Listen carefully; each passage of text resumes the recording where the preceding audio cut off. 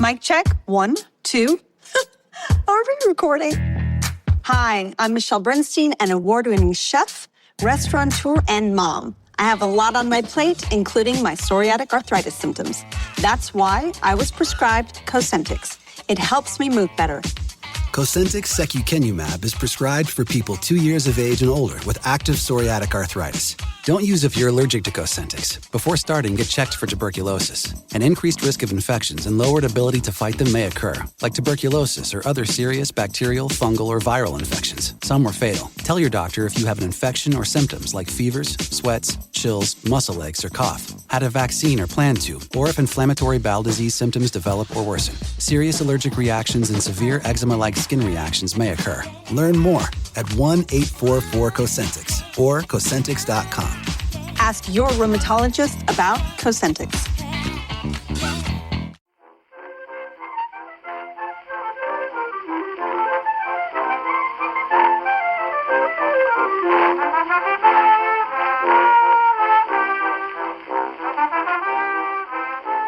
Anyway, so I will be able to wander along the Boulevard Saint-Germain. Exactly.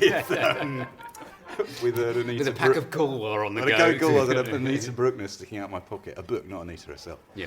That would be peculiar. Was she cremated or not? I don't know. She was. Yeah. I don't know how I know that, but I do know that anyway. You know that she was cremated. I do. When I get into a writer, I really get into a it. volume of. Were they embalmed or stuff? Yes, I'd like to find out. Away we go. Are we? Are we?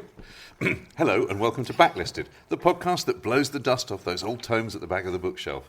Once more, we're gathered around the kitchen table of the Scandi-styled Islington office of our sponsors Unbound, the website which brings authors and readers together to make great books. I'm John Mitchinson, the publisher of Unbound. I'm Andy Miller, author of The Year of Reading Dangerously, and joining us today is Travis Elborough. Travis has written books and films about London, London buses, the London Bridge, LP records, the seaside, municipal parks. In fact, you've written 2 books this year, haven't you? You've published 2 books this year, A Walk in the Park, which I interviewed you about, a thing, and also An Atlas of Improbable Places. Indeed, expanding the horizons from the London bus-based bridge. Your London obsession. Exactly, my capital punishment, as it were. So. And capital punishment, yes. And you, Travis Elborough, with your London obsession, have chosen a book for us today called A State of Denmark by one of the great London writers, and, I suppose. And the figures, last, I suppose. And figures, I suppose, the last legend. 50, 60 years, Derek Raymond. Robin Cook. We'll get onto that. Yeah. I mean, this was published, I'm presuming, as a Robin Cook. It was originally. It was, yeah. It was published in 1970. His kind of, road to Damascus. I'm going to reinvent myself as the great exponent of English noir.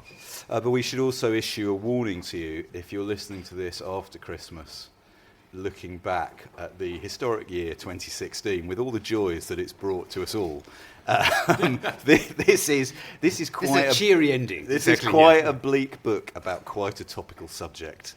So we'll come on to that in a minute. Is that sort of kind of warning? Yeah. If you're feeling at all delicate or slightly kind of troubled about the future, this book is not going to help. But even though it was written in 1970, so it's a warning from history. Yeah. Before we get on to that, John, what have you been reading this week? Well, I thought, given that we were going to do something noir, I thought I would, a book that I've been enjoying a lot, and I have to say a lot this year. I'm not really a inveterate reader of new cookbooks. I find, like most people, there are just too many of them, and most of them are sort of form over content, style over substance.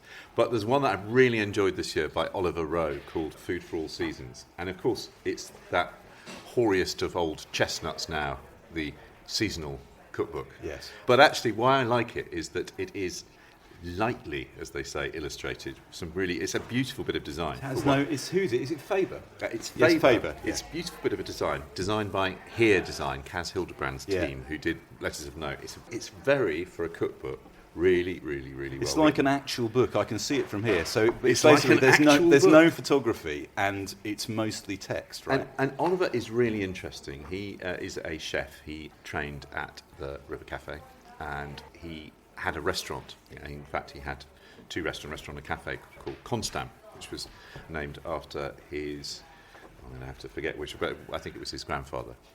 It was in King's Cross, and he tried to source as much of his ingredients as he could within the M25. And threaded throughout the seasonal recipes is the story of how that restaurant was opened and then eventually closed. I don't know why I want elegiac in my cookbook, but there is a sort of... and it's very, very frank. It's lots of good stories about running a restaurant. But the stuff that I enjoy is just he's really, really good at, if you want to know how to cook Japanese knotweed, for example, and let's be honest, who of us has not looked at Japanese knotweed and wondered whether there isn't something more useful that we can do than calling the council and getting them to incinerate it with paraffin? Then there are ways of cooking it in this book. Such as? Well, sorry. I as I asked you the question, steamed and with a little bit of steamed and with aioli, I think was Isn't one it of the poisonous? suggestions. No, not at all poisonous. I'm trying to find it. Wild garlic aioli. That's another thing that I saw there was a recipe which I thought Ms. Jean Rees would approve of, which was cherries poached in Pernod. Yeah. That looked very nice. Is that one of those recipes like poached berries in Pernod? Let's Throw anyway, away cherries, drink Pernod. Let me. I'm going to nail that. I'm going to nail that. So, What is but that? Listen to this. This is quite good. For a cookbook. This is the opening of the November creeps. Dark comes early and melancholy catches up with us. Desolate and vagrant cold settles in like a squatter, unwanted and unwelcome. Under cover, winter slides near, etching itself on the landscape, a cloud passing the sun. Bright days punctuate the gloom to deceive us, making us believe that all is crisp and well, but all the while the leaf mould thickens, slowly rotting down in the edges of the garden, slippery on flagstones and harbouring decay. I like the look and feel in the mouth of the word November, and have always felt it should be held in respect. It ushers in the winter, a stark transitional month, the business end of autumn. The key events in November, Bonfire Night and Remembrance Day, set a maudlin tone. In Mexico, the 2nd is the Day of the Dead, so we're not alone in feeling its morbidity. I mean, it's quite good in the cookbook, isn't it? One is fun, it ain't. What does it say for January? Because most people listening to this are going to listen in January, aren't they? In January, well pointed out there, Andy. Let's look what January. I think is January's good. What have we got here? That we've got cocktails. Excellent, of course. Spirits, beer, parsnips, Jerusalem artichokes, Seville oranges, of course. Marmalade making Matt is nodding in approval. Our producer, Blood oranges, Matt. beetroot chocolate, Somerset brandy, Swede, haggis, persimmons, and cauliflower. So it's quite eclectic. I'm just going to check on. He's got some very good. He has a really good Negroni recipe in here. One we sourced with an independent local gin. Good on Bloody Marys. I just find it's one of those things.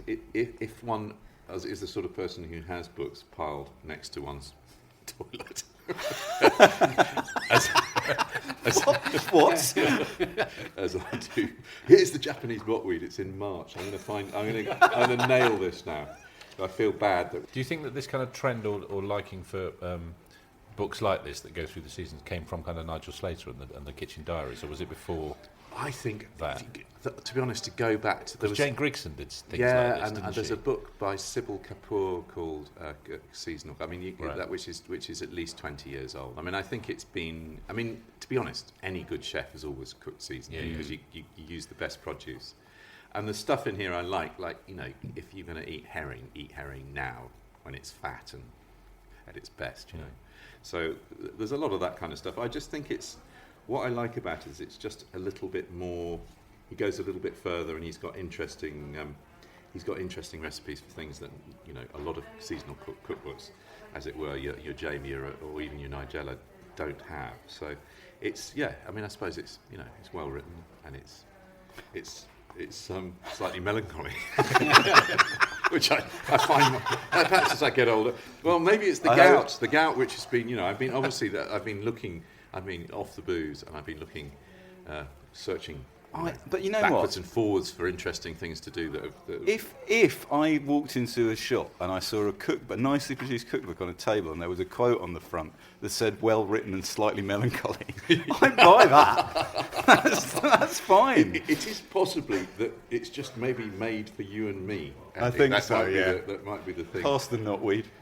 Cooking with no friends. One is inevitable. While you're, perhaps we should. Shall I move on to what I've been reading? Yeah. Or you read? Well, I try and find the fucking killer passage on the Japanese knotweed. What, Andy, have you been reading this week? John, I have been reading a brilliant collection of short stories, which was suggested to me by our former guest, Lissa Evans. And then when I said that I was reading it on Twitter, our former guest, Lloyd Shepherd, popped up and said, that is the book that I wanted to do if I hadn't done The Riddle of the Sands. And to which you said... To which I said nothing, John, other than, was it good, Lord? Dang but, nabbit. it's called Good Evening, Mrs. Craven, by a writer called Mollie Panter-Downes, published by Persephone. She must have had a hellish school days. Indeed. Well, she wrote for the New Yorker for 50 years. Really? For 50 years, she filed some incredible number of pieces. And she's most famous in the States for writing for, I'm going to say 40 years or something, The Letter from London. That was her... so sort of like column. an Alistair Cook kind of Yes. in reverse. Yeah. And she wrote that all the way through the war years and post-war and into the 1980s. She goes as far as the 1980s, I think. But she had an exclusivity deal with the New Yorker, which meant that she was only published in the New Yorker, was rarely published in British magazines, with the result that she's extremely well known in the States for writing about Britain, but very little known over here. And Good Evening, Mrs. Craven is a book of short stories that she wrote for The New Yorker, and anyone who listens to this podcast regularly will know people who wrote short stories for The New Yorker feature here a lot. She wrote stories for The New Yorker which are similar in some ways to Sylvia Townsend Warner or Elizabeth Taylor. There are 20 in this collection, and they have been edited and arranged chronologically, with the effect that, although you can dip into it as a book of short stories, if you read it from cover to cover, it's like reading a brilliant sort of episodic novel about the story of the home front during the Second World War. God, how brilliant. And it was republished by Persephone in 1999, since which time it has sold steadily. And I'm just going to read you the opening of one of the late stories called The Danger, which will give you a flavour of it. It's sort of that brilliant mixture of stoicism and humour. So this is The Danger, first published 8th of July 1944. Mrs. Dudley's evacuees had gone at last, and an almost supernatural hush had seemed to descend upon the house and garden the moment they left. As joyfully as cats plunging back into a dustbin, they had returned to London, without expressing gratitude or regret, without giving a shadow of a sign that 4 years of living in the midst of what Mrs. Dudley called beauty, with a capital B, had made the slightest impression on them. The Rudds had remained sturdily impervious to beauty right up to the last.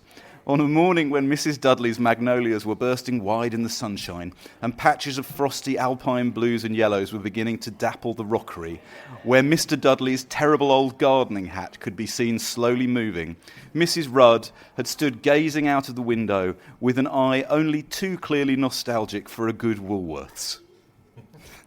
"Ever so quiet, isn't it?" she had said, staring contemptuously at a gentian. "Might be miles and miles from everything, really, instead of only 10 minutes' walk from the village. That's what we like about the house," Mrs. Dudley had replied. To which Mrs. Rudd had said forgivingly, "Well, everyone to his taste, of course," and flung the lipsticked stub of her cigarette out into Beauty's face before getting on with her lackadaisical pushing of a mop over the hall parquet. It had been part of the agreement when the Rudds arrived that Mrs. Rudd, besides keeping their own quarters clean, should assist about the house. Both these clauses, Mrs. Dudley had speedily discovered, were mere light-hearted figures of speech, for Mrs. Rudd was a slut. The word seemed to have been invented for her.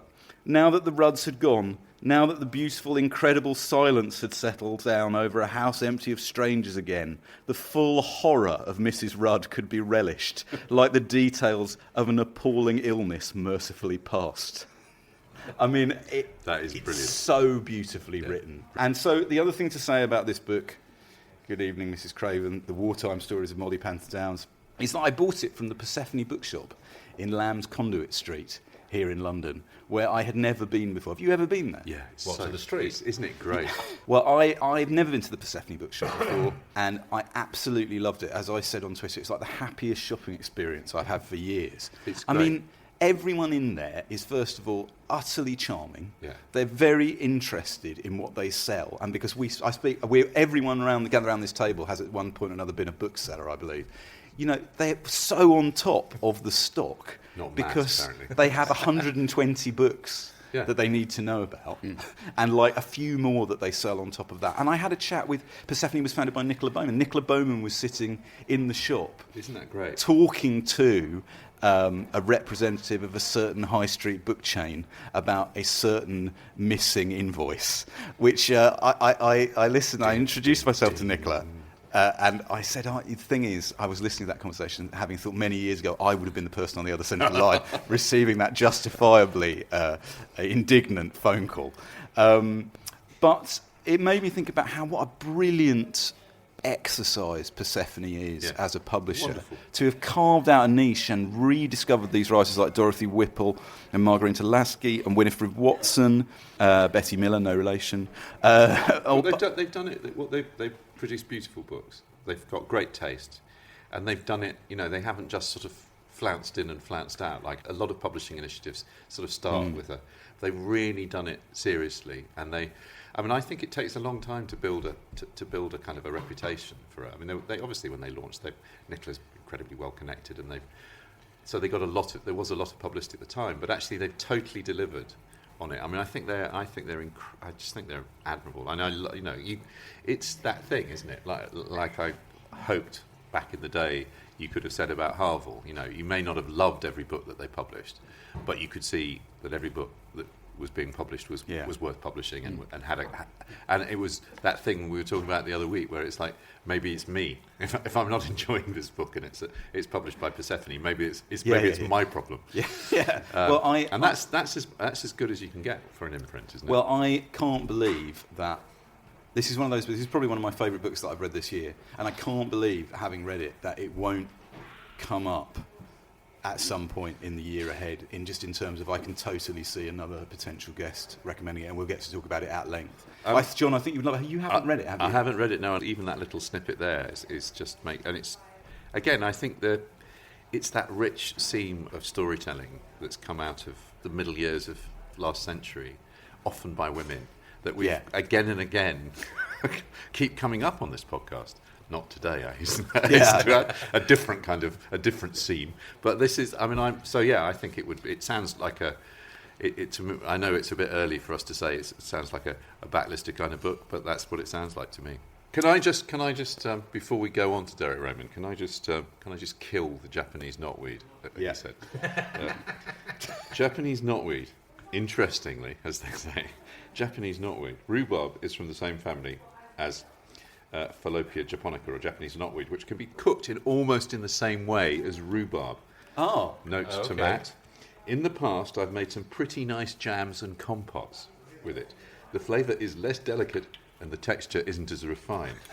But whereas rhubarb is a welcome addition to any garden, Japanese knotweed is so difficult to get rid of and so pervasive it's illegal to dispose of it in normal garden waste.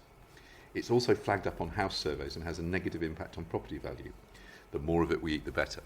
My bit of Japanese knotweed lore is the reason it's so prevalent is it won the Royal Horticultural Society's gold medal in 1864. No. As the most fabulous plant. It had beautiful white blossom and it grew really quickly and it was architectural and structurally really useful. And so there were clippings all over going at, kind of black market clippings going all over the country. Right. Once again, our imperfect understanding of the natural world. Time now for an advert. Talking of the natural world and tending to Talking of something that seems like a good idea at first, that grows like wildfire, that then becomes very unwelcome. Yes, let's tending talk one's about vineyard. Derek Raymond's fascist dystopia, The State of Denmark. Travis. Yes. What the hell were you thinking, Travis? You come here. You chose this book. I did. And I found a thing. This book is called The State of Denmark by Derek Raymond. It was written in the 1960s. Late 60s, published 1970. Yeah.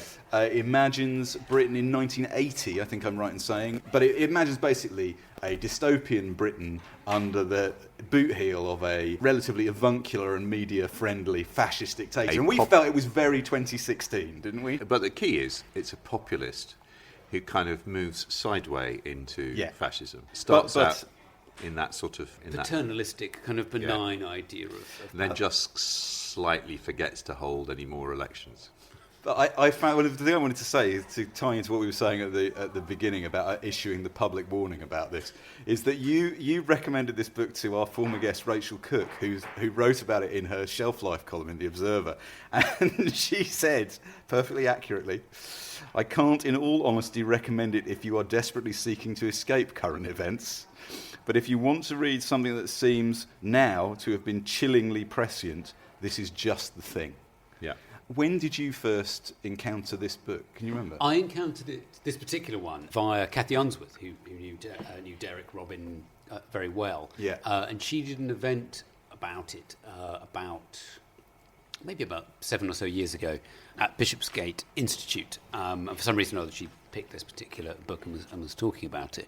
I sort of bought it immediately after that and read it very rapidly then.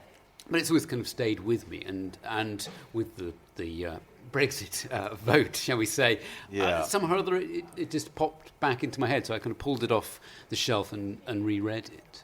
And what did you think coming back to it now? Did you think this is... The thing about Derek Raymond, in lots of respects, is he's actually a very contemporary novel in the sense that all of his books are grounded in his own actualities, his own time and place. He himself worked or ran a kind of a vineyard in Tuscany, so this is based on kind of some of his own. Yeah, he spent most of the 60s he kind of went bush and went... Exactly. And that was one of the things, having read a couple of the Factory series, these great noir series, I guess the sensibilities are linked, but it's very different. And I didn't know he'd written this, and I certainly didn't know that quite a big chunk of this book is set in Italy and Tuscany. Yeah, definitely. And I think that's actually quite important about the idea about fascism as well. The localities are really deep in it. I mean, the book it's divided into two halves. You have, in the first half, it's a character called Richard Watt, who's the sort of main narrator figure of the book, who is an ex-journalist who wrote about politics and has been blacklisted essentially by this new jobling government, this government of this benign dictatorship, and so because he can't work as a journalist anymore, he sort of drifts to Italy with his partner, Magna Carson. They're not married, and he is fearful about the future to the extent where she wants them to have a child, and he refuses to kind of accede to that. So right at the beginning of the book, there's a sense of something ominous in the future. And really, the first half of the book is about their life in Tuscany. Shall I just read? Let me read the blurb on the back of this copy because you're right. It's a book of two halves. That first half is set in Tuscany and is very much the sort of existential struggle of the Derek Raymond figure to make sense of his life there, right, in relation to his life in Britain. Anyway, let me read. This is what it says on the back of the most recent edition. Serpent's Tail reissued in 2007, I think, didn't they? Yeah, and I've got one here from 94 that they put out in Masque Noir, but I think this was the first time it had been republished since 1970. Okay, cool. And it would have been published under his original name, which is Robin Cook. And indeed, he was still published as Robin Cook in France. Did you know that? That really? The Derek Raymond books were published as Robin Cook in France, and he was very popular in France. Chevalier d'Honneur. Indeed. Yeah. Anyway, this is the blurb. Here we go. It is the 1960s. England has become a dictatorship governed by a sly, ruthless That's actually wrong, isn't it? It's the 1980s, not the 1960s. Well, it's amorphous, the time, really. Well, no, but, you say that. There's a giveaway at one point where he says he dates it as 15 years after X. Right, That's 1980, okay, right? Okay. Anyway, so it is the 1960s. Sick. England has become a dictatorship governed by a sly, ruthless politician called Jobling.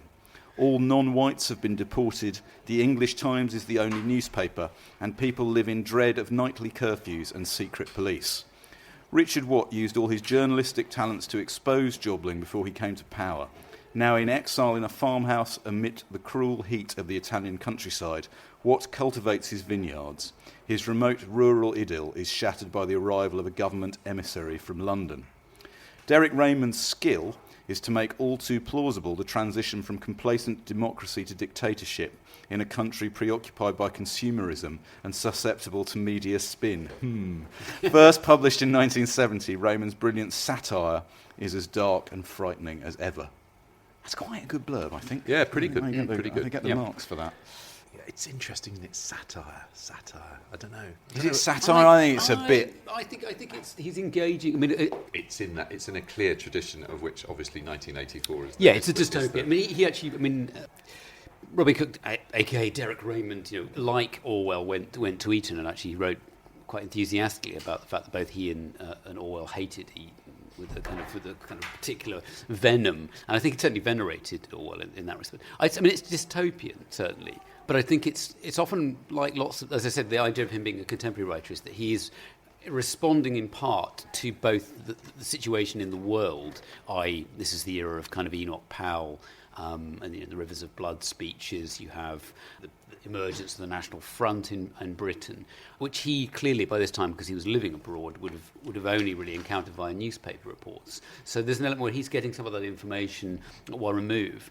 I think the other key element about this book, which relates to the earlier Robin Cook novels and his own rather rackety existence as an enabler, shall we say, of gangland London, is that he had moved abroad for reasons of health, shall we say, to remove himself from certain people and certain situations. So the idea of this character, Richard Watt, being in Italy and suddenly this emissary from London arriving, and the second half of the book, without giving too much away, is about the process of how he ends up embroiled in the dictatorship, I think has a huge grain of truth about it, about probably his own state of mind, about that idea of living slightly in fear and in exile, Well, and who might come and get you. Robin Cook as well was... We've talked about the book, Kieran's Pym book, Jumping Jack Flash, on this podcast, about David Litvinoff, and clearly Robin Cook moved in those circles, right? Moved in the kind of Soho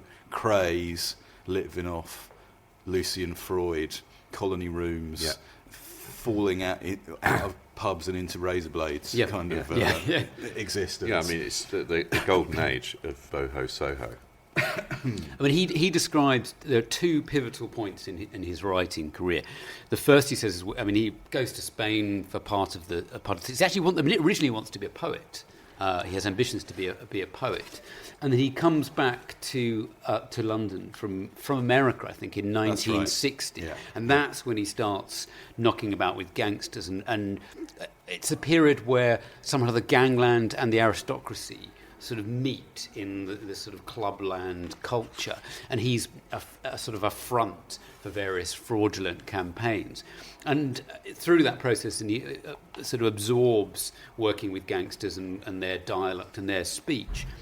And he writes his first novel, which is A Crust on Its Uppers. I just want to talk about A Crust on Its Uppers. So I read The Crust on Its Uppers basically yesterday and the day before, and I wanted to read it for a while because when Jonathan Green came in to do Absolute Beginners with us, he raved about it to us and to me. It was really peculiar reading it because actually it's like, as I said to you, Travis, it's like the evil twin of Absolute Beginners. Completely. Well, at least that's how it starts. It has this weird... That's a genius way of describing it. I have to say, I hadn't read it before. I'd always wanted to read it. Yeah. And I read Did it. you read it as well? Yeah. It's good, isn't it? Really, really good. liked it rather more than I liked State Well, of Denmark. let's say it. I agree. So did I.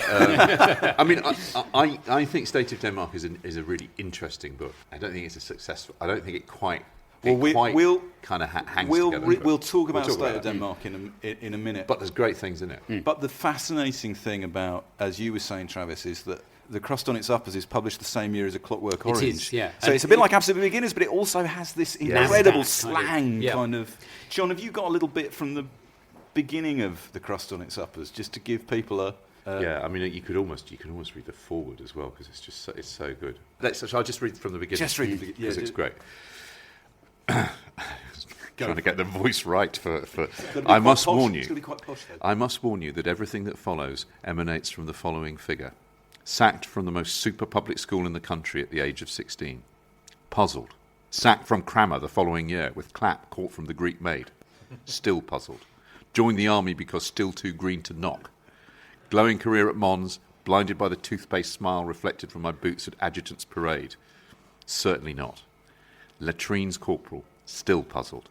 Illegitimate child in Weymouth, now about 9, one of the few things that made sense in those days because the punishment fitted the crime. Daisy was a right old boiler. Demobbed with the following report. Officer potential, nil. NCO potential, nil. CO's comment, a very poor soldier indeed, with a nice smile. What next? Oxford and turn over a new leaf? No, Maury. I was beginning to learn. To the north, full of demon energy. To London, a proper ice cream to look at. Only I assure you, I'm all about trout. Age 28, with a hard apprenticeship behind me since those army days. 2 years in Spain, flogging hot tape recorders. A year in France, busy vanishing. I lived on the left bank, subsisting on £10 my mother sent me in Illustrated London Newses, taking civilization at the Sorbonne and penicillin for clap, living all that year like a sort of Lucifer among the scabs and crabs with a record player, roaring out skiffle and trad jazz on the end of the bed. I think that's probably... Oh, it's so good. I mean, that is a riff, right? And that's... I just think in that kind of... And that is his life as well, Yeah. condensed within that. Well, then we should just... We've got a clip bit here. of almost a bit Gene Reese as well. Yeah.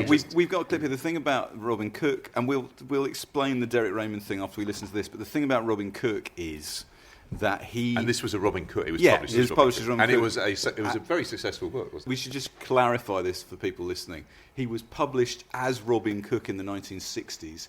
He wrote almost nothing in the 1970s, and then he was published as Derek Raymond in the 1980s. Yeah. And also his writing genre when he comes back as Derek Raymond. Very much so, yeah. But we have a clip here. But that does have. I mean, Crust does have a kind of its villainy element. I mean, it is. It's a caper. It's a caper. Yeah. So we have a clip here of Robin Cook talking about how he transmutes experience into art. So let's have a listen to that. The challenge for a writer of black novels, it seems to me, is both to have lived it and to survive it. Because the job of a writer is to survive and record. If you're dead, you can't record anything. You're living something which you're recording at the same time. You're always two people. You're the participator in the event. You suffer like everybody else. If you didn't, what you wrote would be no good. You suffer, and as you record your own agony. That's what you do as a writer. It's no better or worse than what other people do. They suffer, they agonise the same as anybody does, same as I do. But they don't write it, that's all. And that's interesting, because that is a quote, direct quote, that thing about if you're a writer, you're there, your job is to survive and record. That comes straight out of the pages of State of Denmark and Richard Bach. And what I found really interesting about reading The Crust on Its Uppers, A State of Denmark, and He Died with His Eyes Open, which is the first of the Derek Raymond factory novels from the 1980s, is they are different from one another, but they are all clearly attempts of Robin Cook to write out his life in different genres and formats. And voices, actually. So I think the main thing to say is he's also a very acute listener of an observer of the world. All of these things are kind of really kind of, I mean, even in Crossroads Upside, that bit where he describes a tie, the fact the tie has the right brand for the tie or whatever. And then similarly in the sort of Tuscan village, just the way that the weather is used and the landscape there. He listened a lot and observed immensely, and he describes himself as being that outsider thing. I mean, there's an element of his outsiderness as well, though he had this, what he described as this, having been born in a rich ghetto. His mother was American and of Jewish extraction, and I think that also gives a different kind of place within his own English class system. There's a bit here from A State of Denmark, which sort of comes out of nowhere. This is like 70 pages in. It's just a short paragraph that I'm going to read, and it shows you that he was very adept at shifting through different registers of writing. So we've just had, I think, quite a long passage of dialogue with Magda, his partner, and he's reminiscing about something, and then he says, the next chapter begins like this: "Last night I had a slight stroke. Yeah, that's a great passage. A brilliant gold and silver ball exploded behind my eyes while I was asleep. It was veined with black, like certain kinds of marble. It looked like a model of the brain done in metal, the light was so bright. I immediately sat bolt upright to find I was blind in my left eye and deaf in my left ear. I also had the most curious sensation in my left hand, not at all like pins and needles, but more as though electricity were being passed through a piece of lately sentient wood. I was unable to move this arm below the elbow. That was one way death could come to you then. No pain, but there was the shock, a loud snap in the brain while you slept. Because it was very hot, the bedroom window was wide open and I could see the stars. But when I shut my right eye, I could not see anything, and when I covered up my right ear, I was deaf." It's recording, isn't it? It's just great Yeah. writing. I mean, and that's the thing for me. While I think it might not have completely succeeded in its own terms as a novel, there's so much cracking stuff in it. Definitely. I've also found the whole way he works into the narrative in Tuscany, the fascist, their experience. It's in the landscape. There's an amazing sequence where he gets told the story of Arturo, who's this 18-year-old who's got a cross in the village, and the story of that, just a bit of a historical reporting. Yeah. Is so brilliantly done. He's already beginning all the way through that first bit of the book. You're getting dim, dull, difficult presentiments of disaster. The weather, the storms gathering, there's all this kind of sense. The stroke. And then the stroke. The sense that things are slipping away. And then when Nemesis arrives, it's a fat, It's really annoying job's worth. But it's also the very 70s element that it's a representative from the Inland Revenue. Yeah. It's the kind of the other strand of Raymond's own consciousness, these things. One of the things that I thought he did do brilliantly, and my issue with it is that you don't quite get he doesn't really. He sort of suggests how it happened that Jobling takes over. You don't quite really feel. It's a one remove. It's reported via other people as though there's a letter he receives from a writer friend of his who has foolishly gone back from New York, and he writes in this very detailed letter explaining how the whole place has gone to kind of hell in a handcart. One of the burdens, of course, for him is the idea that under this new regime, you can only drink 5 pints of beer a night. It's the limit, no more, no less. But it's worth saying as well, when I said I was reading this book, The State of Denmark, for Backlisted, the historian Alwyn Turner got in contact with me, and he said the thing about State of Denmark is it's published in an era just as crossed on its uppers in the early 60s, you could see as a kind of post-absolute beginners but criminal caper thing, very of its era. By the late 60s, when Robin Cook's writing A State of Denmark, this is a mini genre in itself, and he gave me a list of British novels that I'll just read out the titles of because they're so evocative, which imagine future Britain under sort of dystopian fascist post-Orwellian regime. The Lost Diaries of Albert Smith, a.k.a. After All This Is England, by Robert Muller from 1965. The Leader by Gillian Freeman, 1965, which has just been republished by Valancourt. The Man Who Held the Queen to Ransom and Sent Parliament Packing. Not a catchy title, is it? By Peter Van Greenaway, 1968. And then 1970 saw Who Killed Enoch Powell by Arthur Wise. And Elwyn said to me, basically, quote, there was a lot of it about, which says an awful lot about how Britain felt about itself in the 1960s, when it has a Labour government in the mid-60s, but it feels itself on the cusp because of passage of time, modern media. These are both things that come into A State of Denmark. And these Clockwork Orange as well, the dystopian, again, there's a sort of... the film coming out in 1970-71, so that thing's... Against that context, I mean, I guess the thing that he does brilliantly is the change in sensibility through the book, which I think we can give without too many spoilers. That Richard Watt is obviously, not only is he a good journalist, he has spotted Jobling from at an early stage and has publicly humiliated him on television. And this is the unforgivable crime that comes back to haunt him. But you can tell he's been working in the vineyard. He's built this vineyard with his bare hands.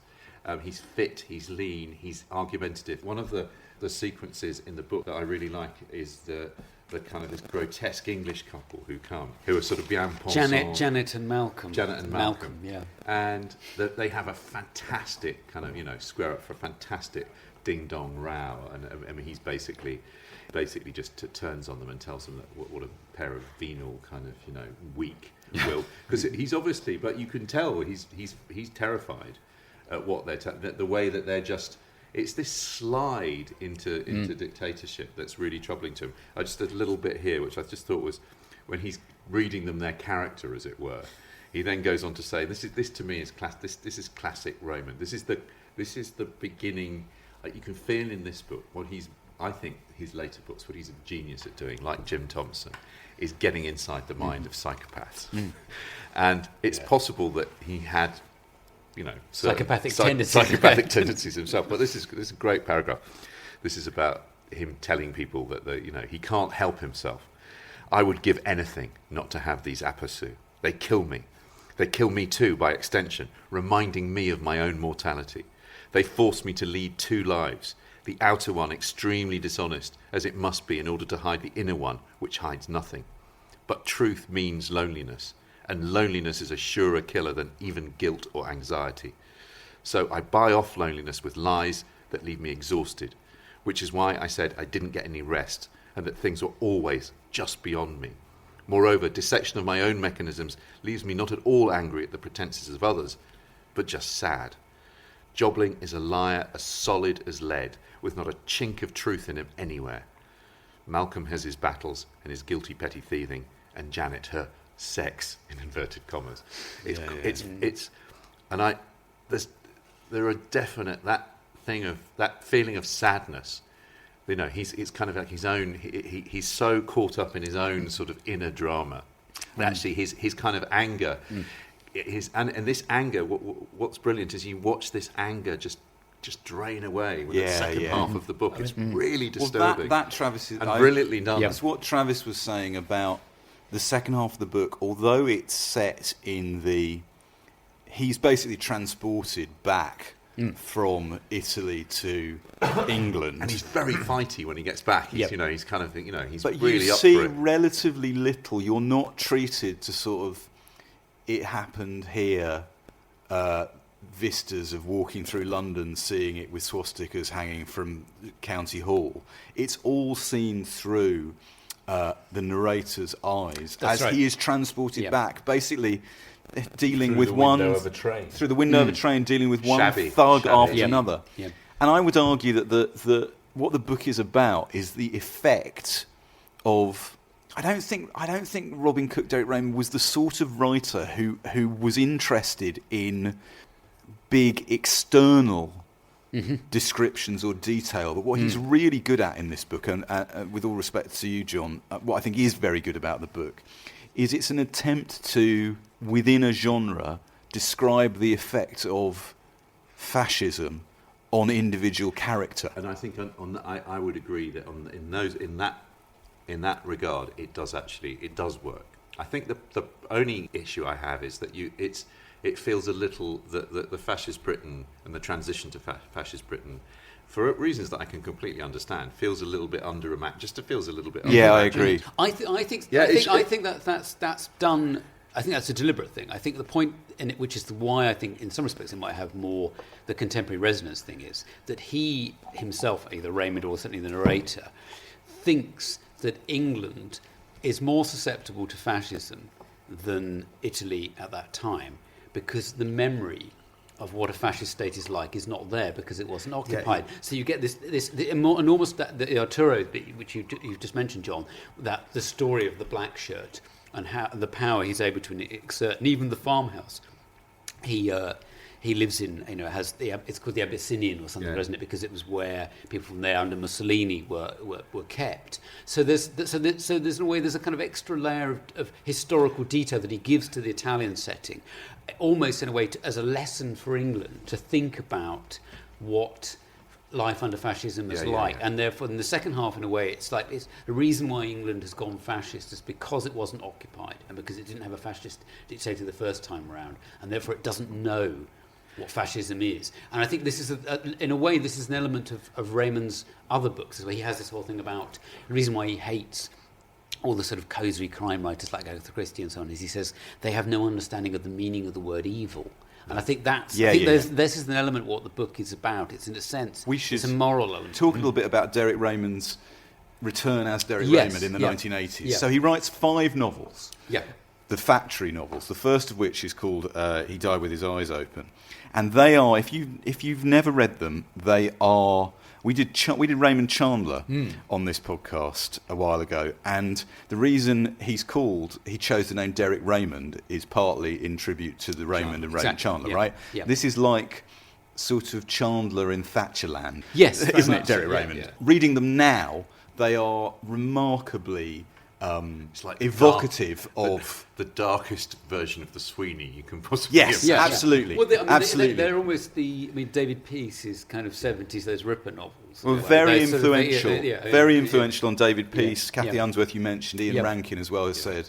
And the 4th factory novel is called I Was Dora Suarez, and very famously was rejected by his publisher, the great Dan Franklin, at Second Warburg, because it was just, Dan famously said he read it and it made him feel ill. Well, Joyce Carol Oates describes it as it's excruciatingly horrific. I think it's a great description of it. And someone who interviewed Raymond in the early 90s when he was writing his memoir happily confessed to not having finished it because they were so kind of horrified. That Joyce Carol Oates, there's a brilliant quote here about these books from Joyce Carol Oates. She says, Raymond's milieu is the chill of Thatcher-era London, and his atmosphere is an unrelenting existentialist noir, as if the most brutal of crime fictions had been recast by Sartre, Camus or Ionesco, while retaining something of the intimate wise guy tone of Chandler and Hammett. Sentences in the factory novels are likely to be short, blunt, fevered. Quote, every day you amass knowledge in a frantic race against death that death must win. I mean, that's sort of a piece, isn't it, with the State of Denmark stuff that they were reading. The job of the writer is to get it down. Yeah. I'm not the world's expert on noir, but I love those. I haven't read Dora Suarez, but I read. You were a bookseller at the same time. He was a sensation, a sort of cult sensation. Yes, well, I really associate among booksellers because it was. This was at the time, I guess, when Maxim Jakubowski was also bringing a lot of the American crime list. That there was the Serpent's Tail were doing their crime list. There was No Exit Press. There was a sudden interest in Jim Thompson. A lot of great crime writers were suddenly becoming read for the first time and taken seriously. I think that's the main thing. And Raymond was our guy. We could say, Jim Thompson, you raise Jim Thompson, I raise you, Derek Raymond. We did an event at Waterstones in Earls Court for the paperback of I Was Dora Suarez. And those are the days. I can remember almost nothing about it because I actually asked people that I used to work with this week, did we do an event? I've got a memory that we did, and what they reminded me was, yes, we did an event. Derek was very personable. He had on his famous beret, which you were saying. You can go and visit it in the French House in Dean Street, Soho. It's on a hook above the bar, gathering a little dust. Actually, the last time, and there's also some nice caricatures. I can't remember much about this event, or hardly anything, because much drink was taken. But what I remember, I just have a mental picture of Derek sitting there with a glass of wine in one hand and a fag in the other, smoking on the shop floor, which even in 1992 was forbidden. I mean, the voice, which you heard a bit of on the tape, that voice was something else, wasn't it? It was sort of posh, strangulated. You felt that nicotine, red wine, kind of. It's the voice of Soho, isn't it? I mean, it really is. It's exactly and that. he was or wiry. I just remember associate him, and when I first lived in London, and he made a record of readings of Dora Suarez with a group called Gallon Drunk doing the backing, and I associate him totally with going to see Gallon Drunk and not remembering certain events after they had happened. So amnesia, really, is what you're saying. And a certain kind of amnesia. So when did you? It would have been the same sort of time. I guess it would have been early 90s, late 80s, early 90s. The time I remember meeting him was at one of the classic Jonathan Meades parties, where there was Chris Pettit, there was Gordon Byrne, there was Robin Cook, there was Meades, there was a whole. It was that kind of bit of London, and all of those writers are terrific, and they're all also terrific recorders. But also that era, that's really interesting. That era, because we talked about David Litvinoff a moment ago.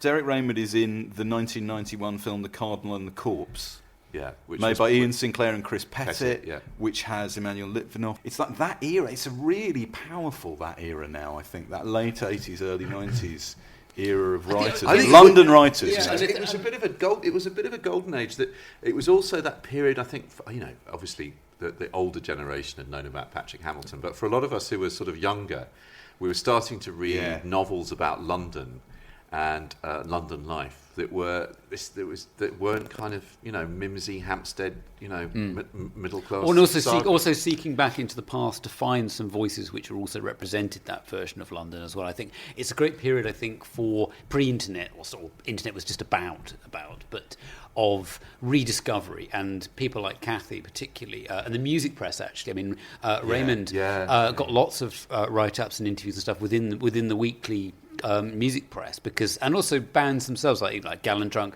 very suave, always wore suits and ties, had a slightly 50s craze kind of aesthetic about their fashion sense. So that idea of that rediscovering of some of those voices and plundering them for a kind of contemporary resource, I think was a huge thing. I mean, people like Jay Carnot's The Long Firm, for example, those kind of novels owe a huge debt to Raymond. I mean, I'm sure he'd be happy enough to admit that too. So Robin Cook, the author, writes in the 1960s. In the 70s, he almost writes nothing and works as a minicab driver. Right? And then in the 80s, he comes back as Derek Raymond and has like this glorious 10-year run before he dies, right? There's this brilliant quote from him saying, I've watched people like Kingsley Amis struggling to get on the up escalator while I had the down escalator all to myself.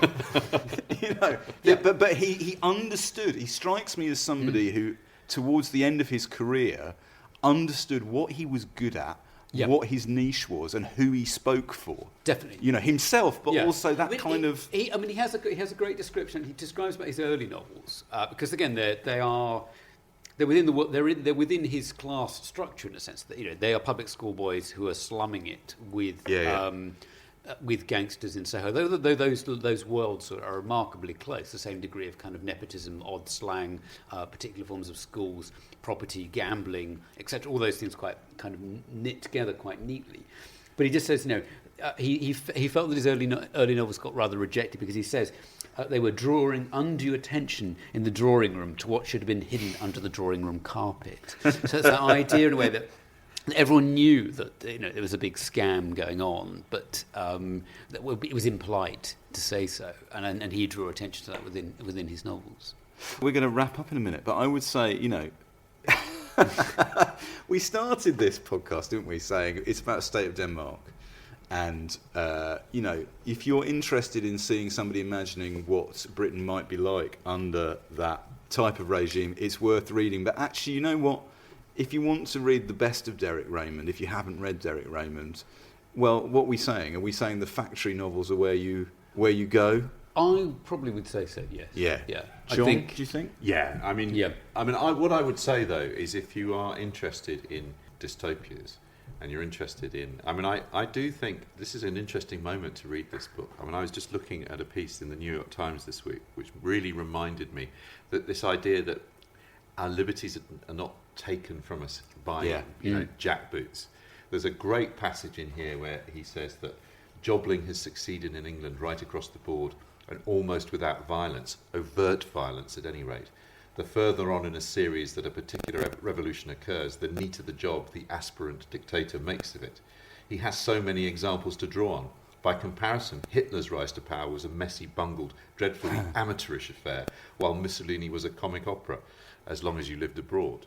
And I think there's this thing, but when you're getting these kind of amazing things coming through, that the support for, there are fewer and fewer people now who think a liberal democracy is an essential thing within the West.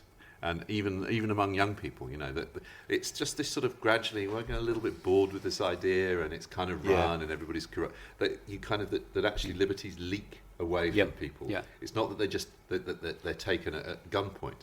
It's that they just disappear and they don't come back. And particularly in that sequence in the novel where Janet and Malcolm are describing how the newspapers have changed, and it's just very casual. They've taken this on trust, saying that but it's great now. The fashion coverage is brilliant, and they've expanded all the they've expanded all the lifestyle stuff. Exactly, yeah. But what about Rick Watts saying? Yeah. And so there's this little short passage just here from one of the narrator's friends who's got a letter through to him in Italy. His friend says, "I made a serious, possibly fatal error in ever returning to London from New York. You know me, Richard. I get something right in a book only to get the same thing wrong when it comes to real life. After being in the States for 8 months, I couldn't believe that things had gone so wrong in England and so quickly, as people, papers and television reports received through Scotland and Wales said they had, and now I'm paying the penalty for my own stupidity. You remember the stories we used to read in the old days about Iron Curtain nationals who had lived in the West sufficiently long that they felt it must be safe to go home, at least just for a visit to see family, etc., and never got out again? Well, I think that's what happened to me." It's that thing you're talking about, John, about the sense of it. It could, the famous phrase, it could happen here, it couldn't happen here. Well, I think what he's trying to do, and like I say, if he doesn't quite succeed, it's because it's bloody difficult to do. It's tough to make predictions, especially about the future. But what he's trying to do is, as you say, it's the sort of the effect that fascism and repression has on the spirit, on the inner interesting. And I think he does succeed in doing that. I think that the fact that we have difficulty imagining how our stable democracy would descend into authoritarian it's our own fascism, complacency, isn't it? That's kind of maybe maybe that's my problem rather than Derek Raymond's problem. I feel a bit more up on that than I was this time last year, unfortunately. I was saying. And on that happy note. On that happy note, everyone. But I think we're basically giving it a big thumbs up, and we're certainly giving Derek Raymond. He's a kind of iconic, important English writer. You know what? I really appreciate it. I'm so pleased you chose this, Travis, because when it came down to it, he's one of those people that I've been meaning for years to investigate properly.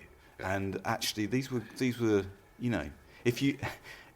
I've been tag teaming these books with books by our next author on Backlisted, who I won't talk about, but it's been quite a surreal double hand. Have you found that, John? Me too. Yeah. It's very strange. Surreal to the point of actual kind of madness. I have to say, my dreams have been particularly.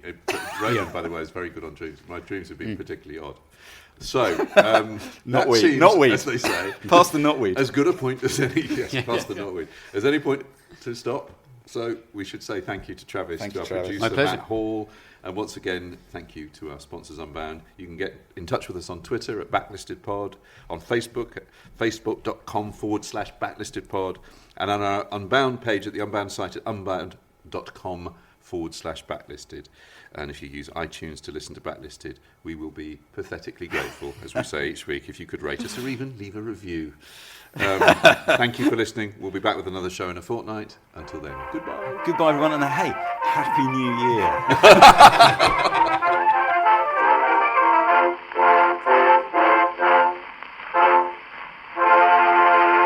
If you prefer to listen to Backlisted without adverts, you can sign up to our Patreon. It's www.patreon.com/backlisted. As well as getting the show early, you get a whole 2 extra episodes of what we call Locklisted, which is Andy, me, and Nikki talking about the books, music, and films we've enjoyed in the previous fortnight.